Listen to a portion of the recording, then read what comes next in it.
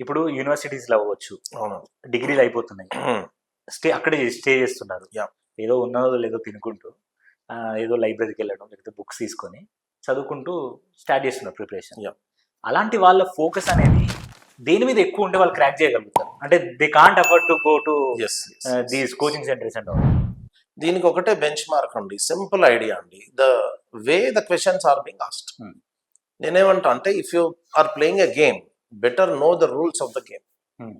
ఆ rules of the game అంటే ఇక్కడ క్వశ్చన్స్ ఎలా వస్తున్నాయి, ఎన్ని మార్క్స్కి వస్తున్నాయి, ఎంత టైం ఉంది, ఎంత మనము ఎఫర్ట్ పెట్టాలి, ప్లస్ ఎంతో చదివేసినా అక్కడ ఉపయోగం ఉండదు. కొంతమందికి తెలియకుండా ఎక్కువ చదివేస్తుంటాం. ఇక్కడ కోచింగ్లో మేజర్గా స్టూడెంట్స్ చేసే మిస్టేక్ ఏంటంటే దే విల్ బి స్పెండింగ్, మీరు అన్నట్లు ఇందాక ఇయర్స్ టుగెదర్ ఒకే దాన్ని చదివి ఉపయోగం ఉండదు. దాన్ని ఎంత తొందరగా మనం బయటకు ఎక్స్ప్రెస్ చేయగలుగుతున్నాం, ఎంత తక్కువ పదాలతో ఎక్కువ మీనింగ్ చేయగలుగుతున్నాం, అందులో అప్లైడ్ కంటెంట్ ఉందా, కరెంట్ ఓరియంటేషన్ ఉందా, ఇవన్నీ చూసుకుంటూ వాళ్ళు అప్గ్రేడ్ అవుతే అంత సమయం పట్టదండి.